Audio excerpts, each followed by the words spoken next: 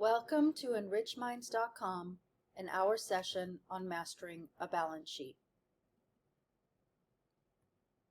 Now that we have studied what is accounting and we understand that the three main financial statements are the income statement, the balance sheet, and the cash flow statement, let's dive into each one of these three statements. We shall start with the balance sheet of a company. The term balance sheet refers to a financial statement that reports a company's assets, liabilities, and shareholder equity at a specific point in time. Balance sheets provide the basis for computing rates of return for investors and evaluating a company's capital structure. In short, the balance sheet is a financial statement that provides a snapshot of what a company owns and owes, as well as the amount invested by shareholders. Balance sheets can be used with other important financial statements to conduct fundamental analysis or calculate various financial ratios. Balance sheets always follow the same formula. Assets minus liabilities is equal to equity or net worth. An asset can be anything that provides or will provide a benefit. If you're a cafe, for example, your assets would include the cash in your register plus the supplies and machines you have on hand for whipping up Americanos.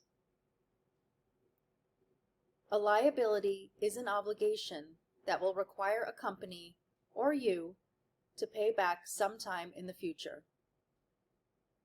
Following the same example, the cafe's liabilities could be the money borrowed from a bank or friends to set up shop, plus the wages owed to baristas, and taxes owed to the government, and etc. Equity means ownership, and it's what's left of the assets after subtracting the liabilities. This is what a business or business owners would have left free and clear after all liabilities are paid off.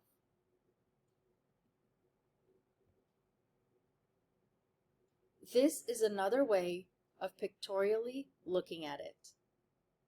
Assets equals liabilities plus shareholders' equity.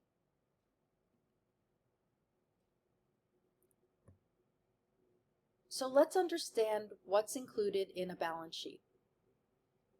Under assets, you would include everything that belongs to the company and is worth something. Cash and investments,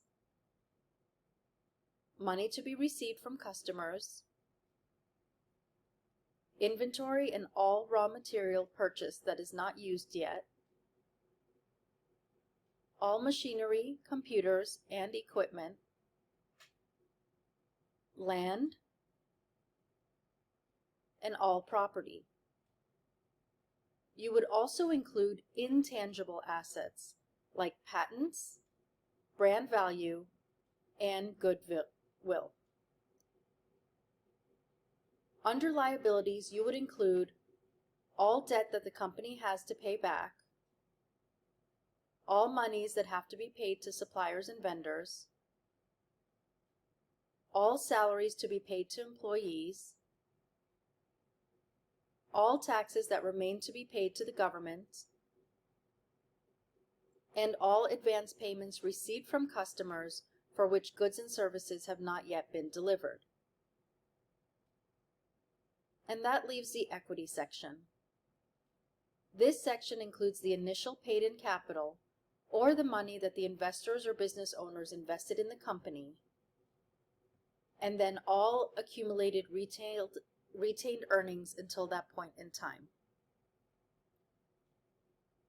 But it must be understood that a balance sheet must always be balanced, and hence the name.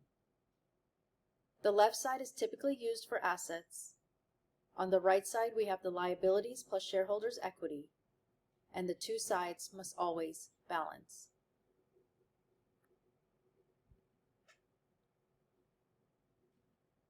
So who uses a balance sheet and how? First, investors. Investors may use a company's balance sheet to figure out what the company's shares are worth and evaluate whether the company is in good financial health. Second, lenders.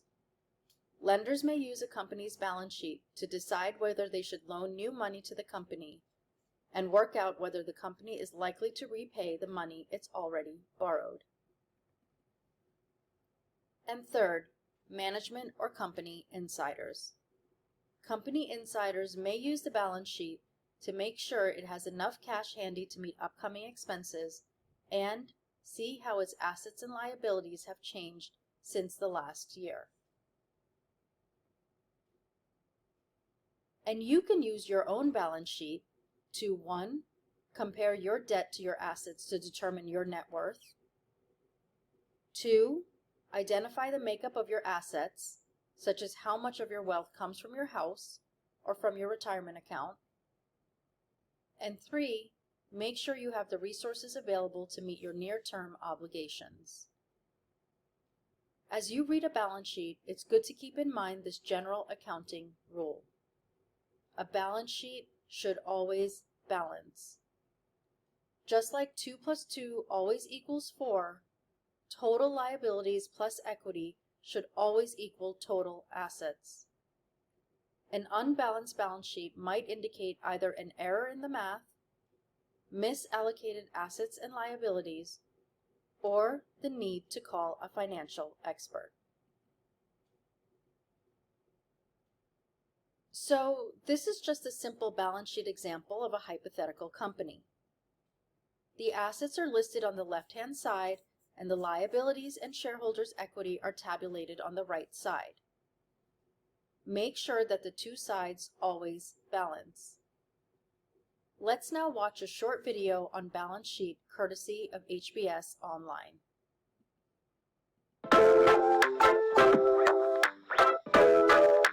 When it comes to understanding a business, few financial statements are more important than the balance sheet. It offers critical insight into a company's financial health. It can be used by investors when deciding whether to provide funding, executives when crafting strategy, and employees when working toward organizational goals. The balance sheet is often organized according to the accounting equation assets equals liabilities plus owner's equity. While this is the most common formula, you may encounter variations of it. No matter how the balance sheet is organized, it should always balance. Assets should always equal liabilities plus owner's equity. Owner's equity should always equal assets minus liabilities. Liabilities should always equal assets minus owner's equity. If it doesn't balance, it was likely prepared incorrectly. Here's a closer look at the balance sheet's key components. An asset is anything a company owns that holds inherent quantifiable value. Assets are typically tallied as positives and broken down into current and non-current assets. Current assets are anything a company expects to be converted into cash within a year, such as inventory, accounts receivable, and cash equivalents. Non-current assets include long-term investments not expected to be converted into cash in the short term, such as patents, goodwill, and buildings and land. A liability is the opposite of an asset. While an asset is something a company owns, a liability is something it owes. Liabilities are financial and legal obligations to pay a debtor, which is why they're typically tallied as negatives. Like assets, liabilities are categorized as current or non-current. Current liabilities are due to a debtor within 1 year, including payroll expenses, rent and utility payments, and accounts payable. Non-current liabilities are longer-term obligations, including provisions for pensions, leases, and deferred tax liabilities. Lastly, owner's equity, also known as shareholders' equity, is anything belonging to the owners of a business after liabilities are accounted for.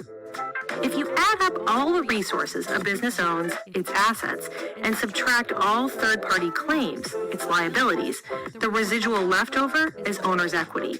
Owner's equity includes two key elements. The first is money, which is contributed to a business as an investment in exchange for a degree of ownership, typically represented by shares. The second is earnings a company generates over time and retains.